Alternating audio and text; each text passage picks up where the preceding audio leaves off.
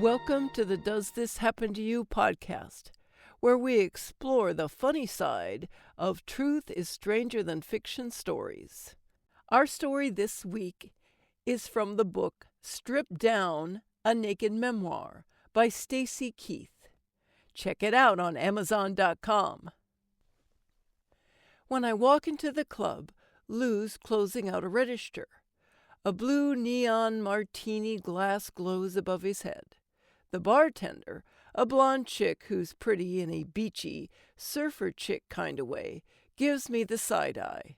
The mood I'm in, I just want to punch her. He grins when he sees me, but the grin fades when I briefly tell him what happened. Hastily, he zips up the cash bag and gestures for me to follow. I feel so humiliated.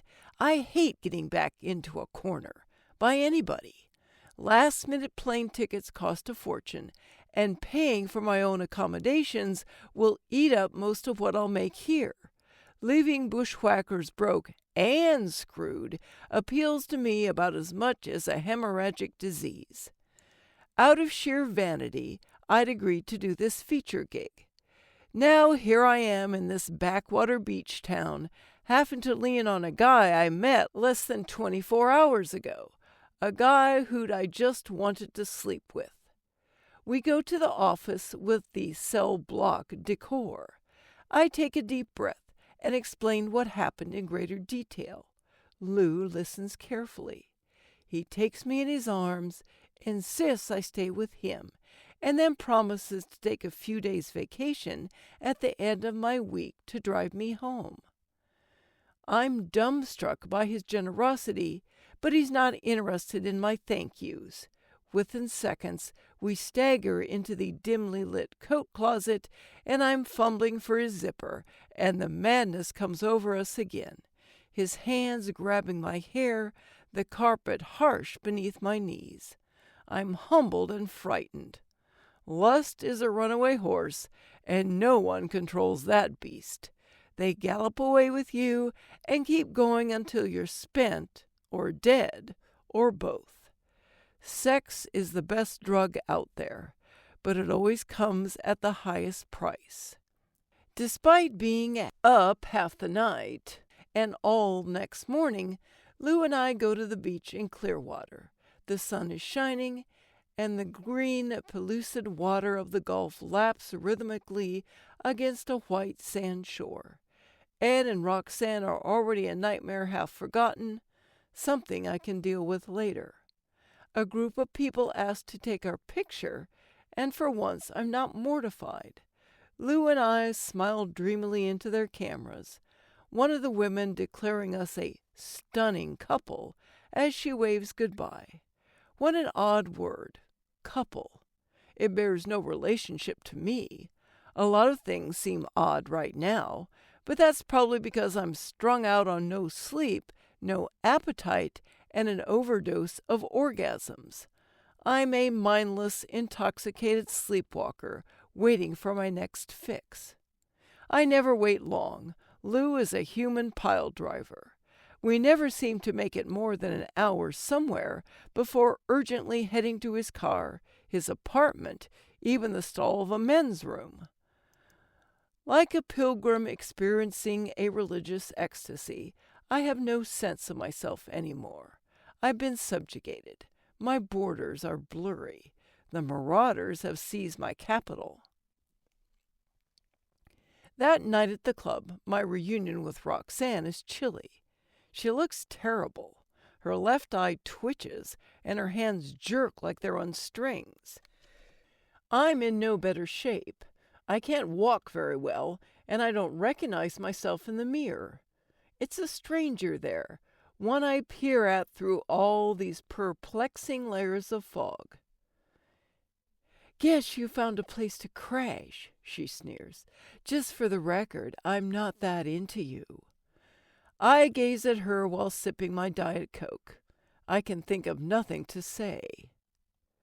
But I make a small fortune that week, one day melting into the next, one orgasm melting into the next. When the call comes from LA photographer Scott Fair, asking me to fly me out for a magazine layout. I'm happy and proud, but it all seems like part of the same dream somehow. The next step in a continuum of steps leading to where? Lou jokes, without much humor, that at least he'll have a magazine to jerk off to when I'm gone. We don't talk about my imminent departure. Instead, we have sex. Lou's boss, Jerry, is pissed about it.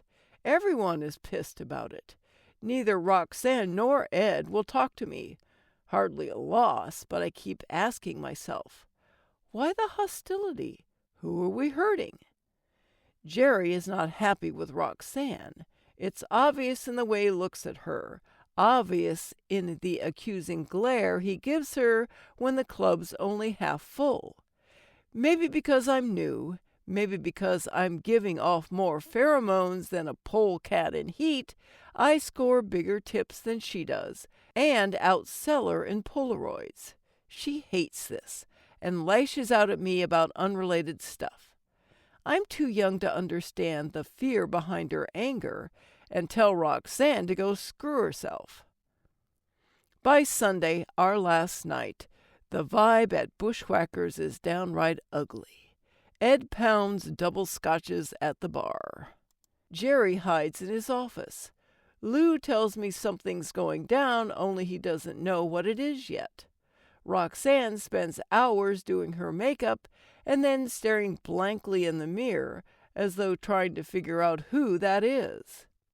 Before my last set, Lou takes me aside and breaks the bad news. Jerry's refusing to pay Roxanne the full amount. He intends to charge rent on the space we use for Polaroids. Thanks to Lou's influence, Jerry has agreed to pay me my entire feature fee, but the rest is a wash. We both know when Roxanne finds out, there will be all kinds of hell to pay, and I'll be the one caught in the crossfire. Sure enough, just after 2 a.m., Ed's drunken roar drowns out the music of my last set.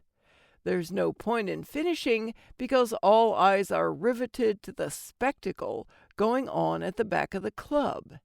Ed stands inches away from Jerry's baboon face, arms flailing, pit stains showing.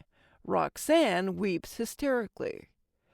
Her whole identity is wrapped up in this, in the boxes of magazines and videos, and the number of guys who lined up outside her peep show to wring one out.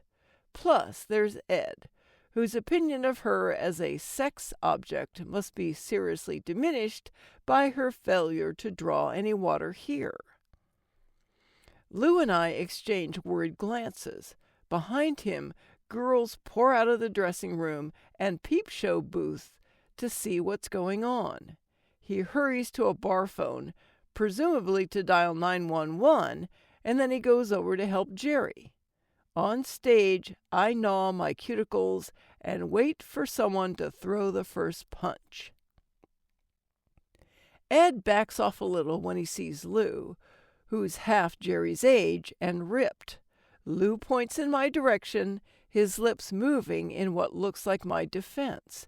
Ed whirls around, seizes a bar stool, and flings it, taking out a table, a condiment set, and 4 chairs.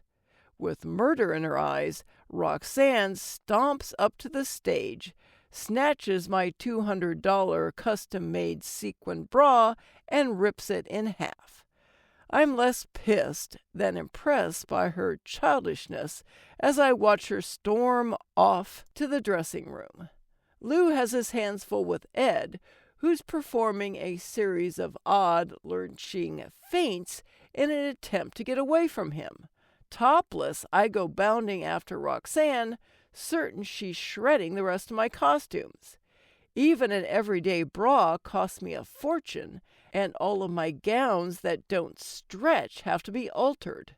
Clutching my boobs against my chest, I run down the hall, fling open the dressing room door, and find Roxanne clawing through my suitcase, clothes sailing overhead.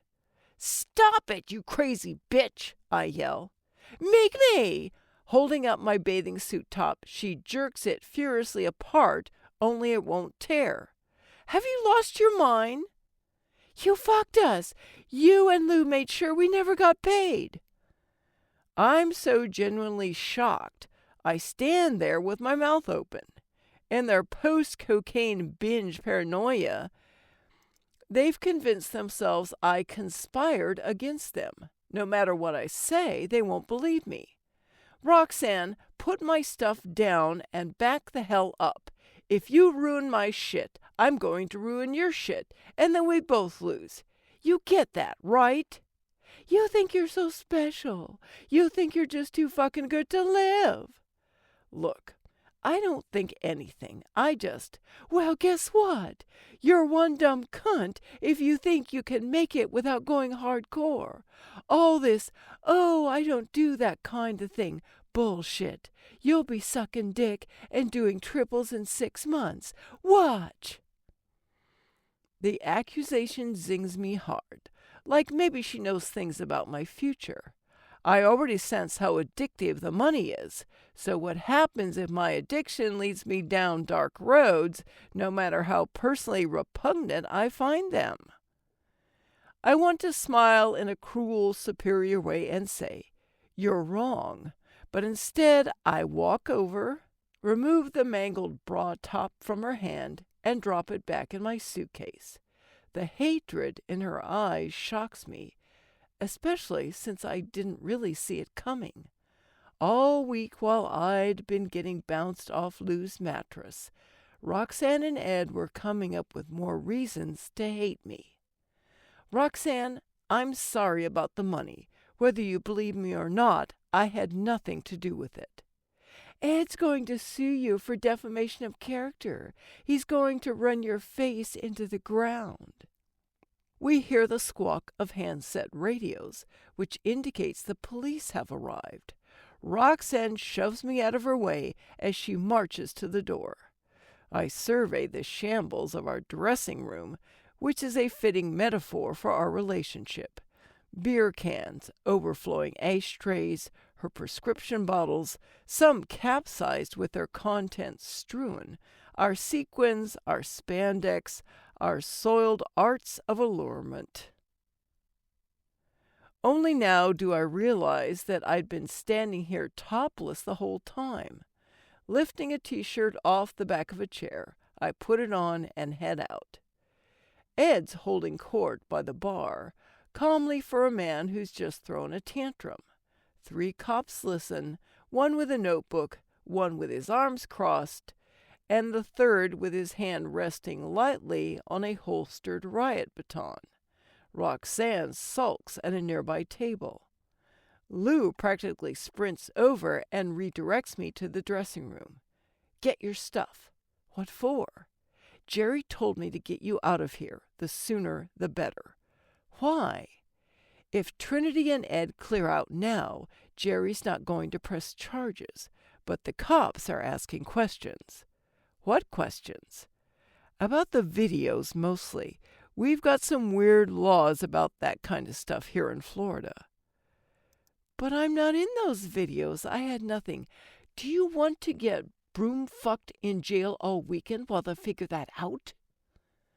Mild alarm rises to panic.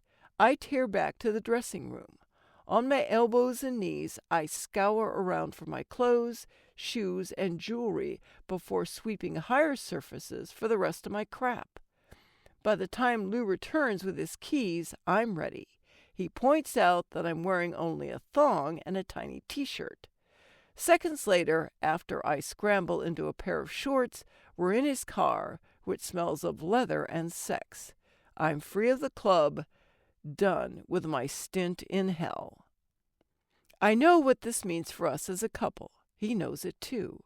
The look he gives me is one of reckoning. A profound sadness wells up inside of me. All at once I realize that what Lou saved me from wasn't Ed or Roxanne. It's what I'm doing to myself. Lou touches my face. Without a word, he shifts the car out of park, and we drive closer to our own fork in the road. I can tell something's wrong the minute Lou walks into the apartment. He'd gone to Bushwhackers to pick up my check and get the post-mortem on Ed and Roxanne.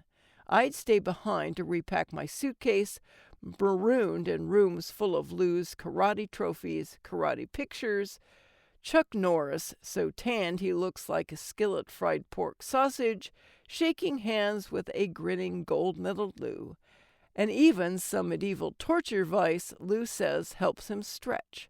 Lou comes in and hands me my check, but he's not smiling.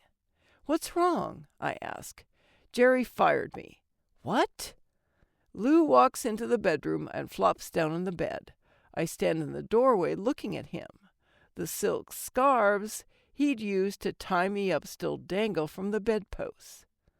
"I broke the rules," he says. "When I took this job, I agreed not to run around with any of the girls." "Who ran around? Besides, I'm not just a girl, I'm a feature." "Not supposed to run around with features either, is what I'm guessing." "He couldn't tell you this a week ago?" "A week ago, our relationship didn't cause him any trouble." "Jerry's an asshole. Our relationship isn't the problem. He's the problem. Like, say, when he decided to renege on his agreement with Roxanne." "Yeah, well, he doesn't see it that way." I sit on the edge of the bed, reeling from the confusion I typically experience when parsing human behavior. All Lou and I had wanted was to spend a week together. How was our hooking up to blame for anything? Ed and Roxanne clearly attributed the ass-whipping they took on the feature fee to our relationship, and probably thought Lou was the reason I wouldn't do their stupid porno. Jerry, apparently, convinced himself Ed's blow-up was a result of our hookup and that Ed would have remained civilized if he hadn't been provoked. "Ed and Roxanne leave town?" I ask. "Jerry said they cleaned their shit out last night." "Isn't he afraid Ed might sue him?" Lou laughs. "No contract." Wow. Ed the lawyer failed to put together a simple legal agreement. No wonder he was throwing chairs. I crawl across the bed and rest my head on Lou's shoulder, taking comfort from his hard, smooth muscles beneath my cheek. 2 minutes later, he slides on top of me, our union tinged with a sadness that's haunted us since yesterday. A few days ago, I learned that Lou has a son who lives in Michigan. The boy's mother is Lou's high school sweetheart. I wonder how Lou will come up with his child support payments now that he's jobless. I feel horribly guilty about getting him in trouble. Cooped up in the car, Lou and I have little to say to one another, but frequent pullovers eliminate the need for conversation. It's funny how little we have in common besides our sexual obsession. The minute we get into Houston, Lou exits the freeway to find gas, which I insist on buying. He used a payphone to call his answering machine. Jerry has given him his job back on the proviso he never screw anyone he works with again. "I don't get it," I say, relieved but puzzled. "What gives Jerry the right to exercise sovereignty over your dick?" "Exercise what?" We make love for the last time that night in my jacuzzi tub, sloshing water over the candles, but having Lou sleep in my bed feels strange. Even my townhouse looks different with him in it, as though our togetherness gives the place an aura of frightening domesticity. In the morning, he gets in his car and drives back to Florida. I make no mention of staying in touch. Given the nature of our work, given our very natures themselves, a long-distance relationship would be pointless. I've got my photo shoot to prepare for. Only now that I think about it, Scott Fair, the photographer, is a friend of Ed and Roxanne's. Am I walking into a trap? Thanks for listening. I'm Chris Kepler, and I hope you enjoyed listening to these stories as much as I enjoyed narrating them. I'd love for more people to hear these wonderful stories, so please share and tell your friends.